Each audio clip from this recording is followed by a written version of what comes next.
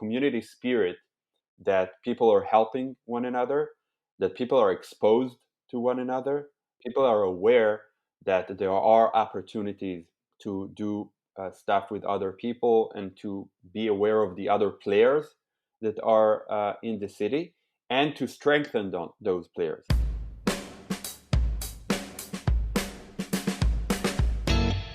My name is Yaniv Korem. I'm here to study successful innovation professionals and uncover the mindset and models they use to de-risk the future. On this podcast, I invite fellow professors, practitioners, and entrepreneurs to have an honest conversation about the business of innovation. No more bullshit. We talk openly and honestly about what works and what doesn't. So come on, get your ass in that seat. School's about to start. So all of that is happening. At some point, you decide to leave SIFTEK and join the Jerusalem Development Authority and head up JNext. So what made you leave and make that transition, and what is JNext? All right. So first of all, I'm just gonna add that I joined SIFTEK, I think in 2013. It was also during I was also still at the bar back then. Actually, it's a funny story. So I joined after like one of my partners in the bar and I wanted to establish like a co-working space in Jerusalem, and we sent a letter to the mayor. Let's do a co-working space in the market, in the Machne Yehuda market, which is like a very famous place, like right near the bar. And then we were referred to SIFTEK, and then that's how I discovered this organization. And I said like, okay, this is what I want to do. I'm really excited about it. I'm really passionate about it. And you know, the stars were aligned, and this opportunity was opened, and luckily I joined this organization. Um, I During my time at SIFTEK, so I believe that first of all, besides the accelerator, which was like the core activity, we also were involved and helped initiate a lot of other community or activities that help develop the Jerusalem startup ecosystem, uh, which I'm really proud of, because I think we made the platform accessible to more people to leverage the resources that we had, the network that we had, for more people to create more stuff in the city, such as, for example, the Huji Hackathon, which was the students' hackathon at the Hebrew University, a joint collaboration between students from the computer science and Bezalel, which is still happening today. Not today because we cannot do a hackathon, but like a physical hackathon. But it happened in the last 5 years, and the energies and the contributions to the city and to get more people engaged with the startup community, I think, is enormous. And initiatives like, for example, Creative Mornings, which is like the local chapter of this global organization, which organizes monthly, inspirational talks about all kinds of creativity related stuff, whether it's innovation, art, design, anything. Um, and again, it's to create those places where people can meet each other, get inspiration, and engage with one another, and create those collisions more and more, because I believe this is like the recipe where you get more and more stuff happening, whether it's more startups, more initiatives, whatever.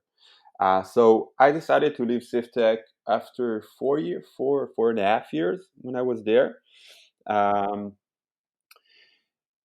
I think I just I felt that I cannot bring anything new, that I like kind of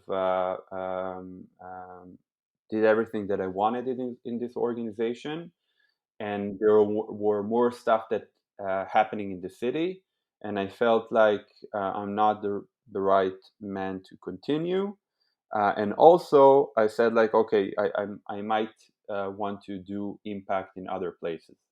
Um, and there was like a short period of time between SIFTEK and JNext when I actually wanted to do like a new initiative, like a startup studio, which I also felt that during that process that, okay, it's something that I don't have the drive to do it at that point.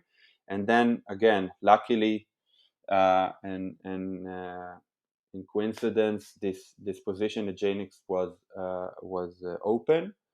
And JNext is a project that actually founded by the Jerusalem Development Authority and was led at the beginning by one of the founders of SIFTEK, Stav Erez.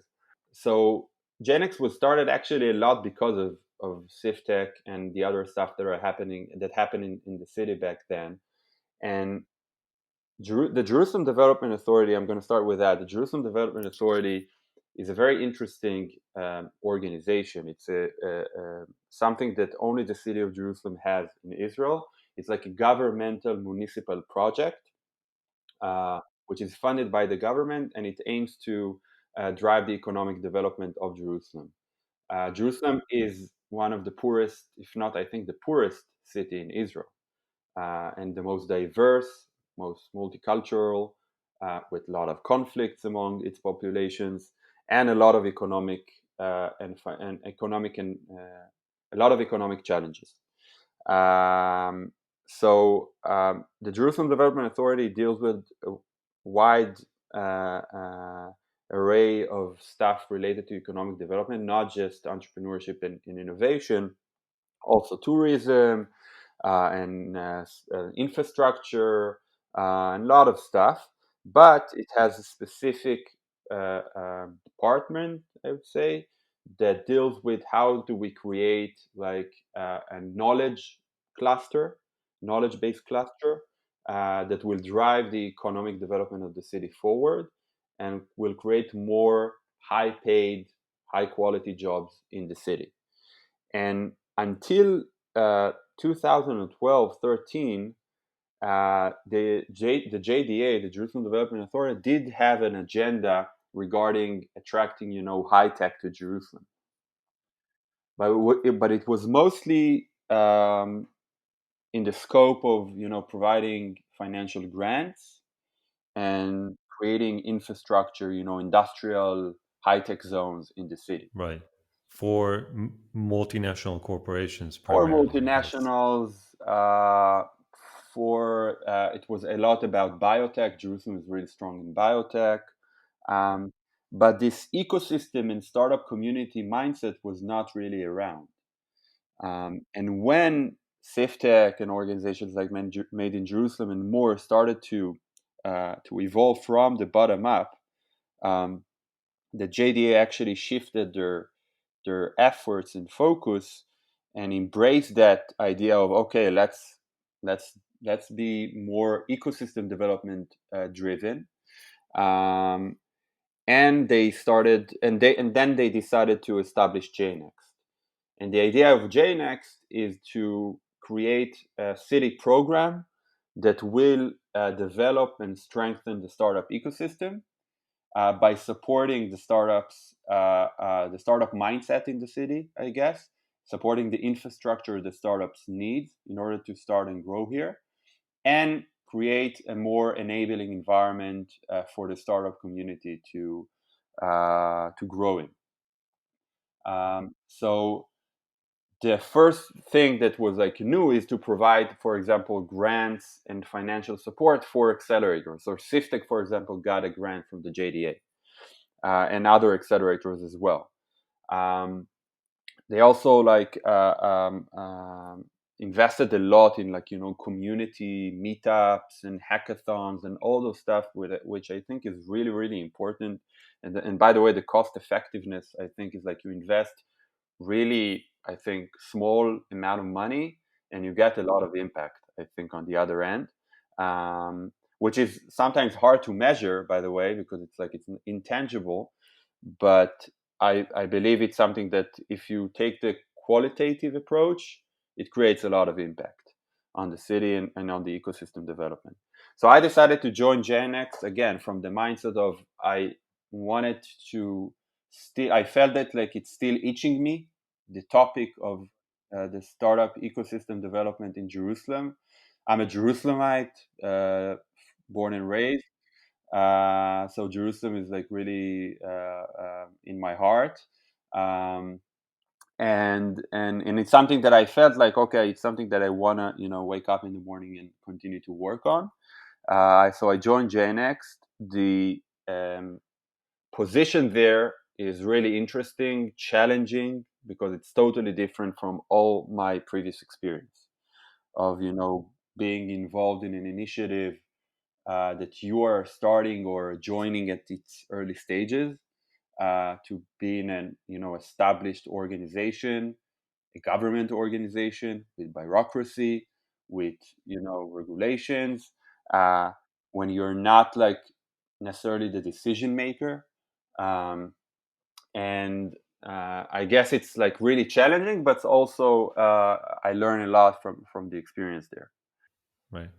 So I wanna take, or at least try to take everything that we talked about, and through your unique vantage point, looking at, through the eyes of a SIFTEK founding member, and then on the other end, a government organization that's trying to build and promote that ecosystem. I want to try and take everything and kind of, put this puzzle together and talk about how you build a startup, or I would say an innovation and entrepreneurship ecosystem. And I think you already hinted to a few sort of ingredients within that recipe. And the ones I can remember are, first and foremost, focus on people, right? People with the right drive, the right passion, the right reasons. It's a bottom up process of a lot of individual incentives, or sorry, initiatives, individual initiatives that start, but then kind of find each other and start to empower each other. And then finally, it's that sort of overall structure that's given by the institutions, the governments, the VCs, right? That kind of wraps up, packages everything together. So, would that be a sort of an accurate description? What's your take on it? So definitely, I think that, like, first of all, you mentioned like that the focus on the people. Um, and I'm going to, I think, add to that that it's the focus on the people and the connectivity between people and the engagement between people, and how do you foster more connections.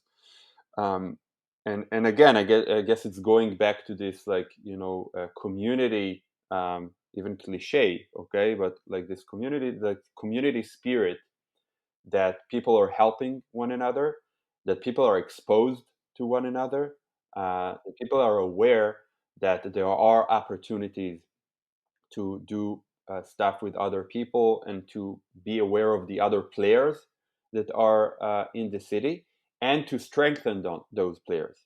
And I think one of the thing that I really embraced from my time at SIFTEK and also today at JNext is that you need to embrace the champions. Okay, you need to find and identify the champions in the community, that the people that really, want to act and want to do stuff, and that they are, as you mentioned in the beginning, is like get shit doneers. Okay, and have this passion to create initiatives, whether it's companies or community organizations or platforms, and just help them, uh, see what they need. If it's like, from the community organization perspective, such as SafeTech, is, to, for example, to, introduce people, leverage the network that you have for their benefit. From the government perspective, for example, is, if you have resources, is that you allocate those resources for example, hackathons, community meetups, and accelerators. And you need to identify those people and just help them, and enable them. And there was, I want to mention here like few people that are talking that wrote articles and books about the idea of creating an entrepreneurial ecosystem, which I think is really good references to read.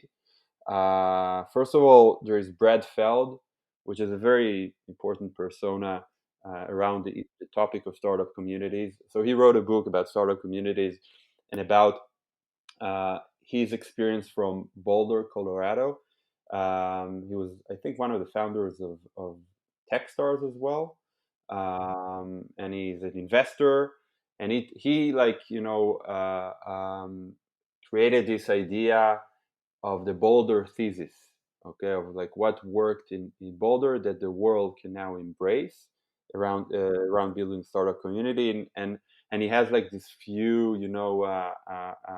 critical points, such as the entrepreneurs need to lead, okay, not other stakeholders, for example the government or the academia, okay.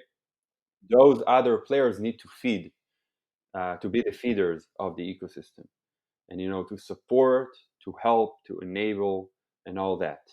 But the entrepreneurs, they know what they need in order to succeed.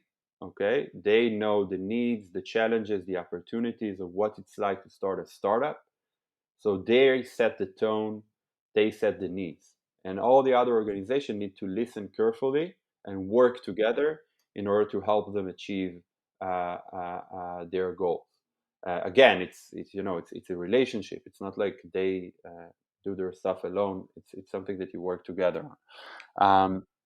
Another person which I think is really really important to mention is Nicolas Colin, which we also had the privilege to host in Jerusalem and to meet him. He's one of the founders of The Family, which is a French platform for, they call it like a minority stakeholder in startups, like a strategic minority stakeholder in startups, where they help founders start their companies. So he also said that there are three like ingredients that are crucial for a startup ecosystem, which is capital, whether it's the funding, but also the economic assets of the city, and know-how. You need to have people with relevant skills and knowledge, engineers, designers, etc. And I think what's really really important and new and original here is that you need to have a rebellion culture, of culture of challenging the status quo and not accepting things as they are. And he, in his article, which we're going to send links to, he actually said that like there is and all kinds of combinations between those three ingredients that create all kinds of an economic environment. Like for example, if you have a capital plus know-how, so it's an efficiency economy. Okay, it's like an innovation that tends to promote in established companies, but not new companies. And then he's saying like, okay, how do you turn an ecosystem to be a combination of all those three, the capital, know-how, and rebellion? And he said that, for example, in Israel, so we had until the like 90s, I guess, we had the know-how and the rebellion. We didn't have the capital. So that's why the Israeli government, together with the entrepreneurs in Israel, said that, okay, what's missing is the capital. We're going to create a government program that fuels capital into companies with matching from external investors. So that's what actually created the venture capital, industry in Israel. Was one of the keystones of that. So that's another one. And the last one is a book called Rainforests, which I think is really, really interesting, and it's a little bit more elaborative about the idea that you need to look to see an ecosystem as a rainforest. And I guess this is all connected to the fact and to the point that an ecosystem is something very organic at the end. Okay, it's nothing that you don't over plan. Okay, you need to create all those this little seeds. Okay, whether it's with the people or with the organizations, and just need to embrace the chaotic things that will happen where people are meeting with one another and creating stuff, and create the platforms that will enhance this connectivity. I have to say about the rainforest book. It's one of those books. I think the metaphor is absolutely spot on, and they sort of develop it a bit through the book, Yeah. but it's one of those books that you can actually, and I hope they did it, like summarize in like a one pager and read that. And Yeah, it's very repetitive. yeah, exactly. I found it really hard to read it. Like they kept repeating themselves, and they kept like adding more and more and more information that was, I thought, like a lot not that relevant. But I absolutely agree with you on the metaphor part, like the organic kind of growth, biology inspired, metaphor. Yeah, but definitely a one pager would be A one pager. Yes, maybe we should create that for the yeah. listeners. A one pager. Don't read the book. We'll get you a one pager.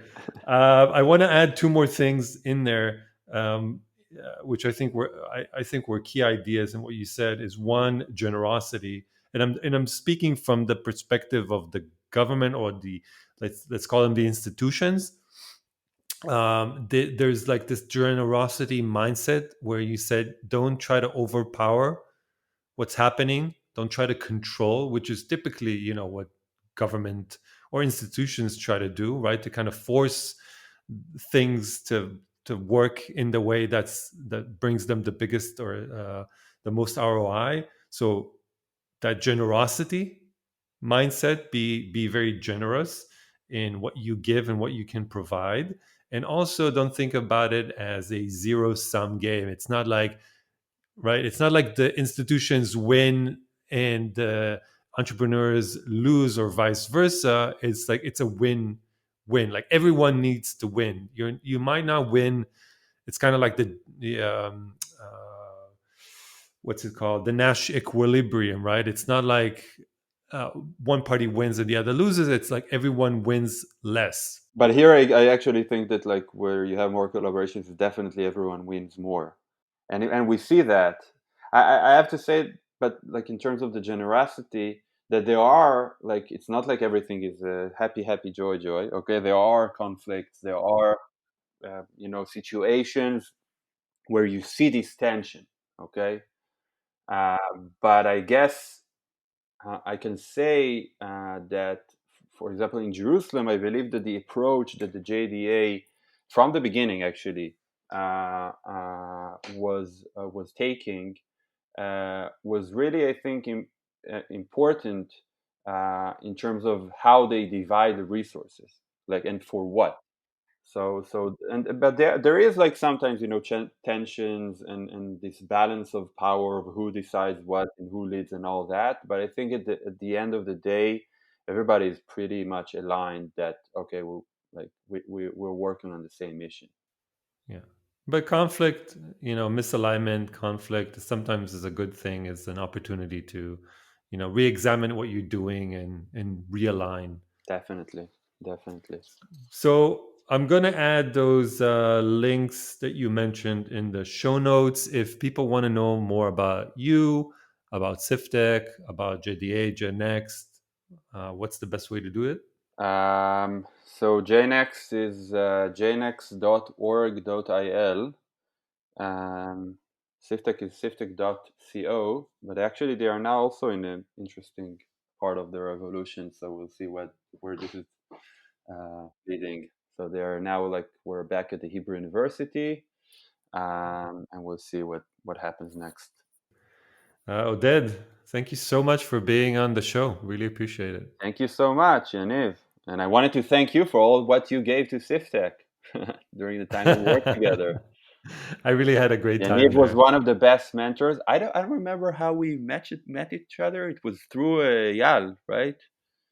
I think so. Yeah, Yeah, another Jerusalemite yeah. in that ecosystem. So you gave like really good talks in the accelerators. You brought really really interesting and original and helped a lot of people with your wisdom. So Thank thanks you. for That's that. very kind. Thank you. It's very kind of you. Take care, my good man. Thank you so much. See you around.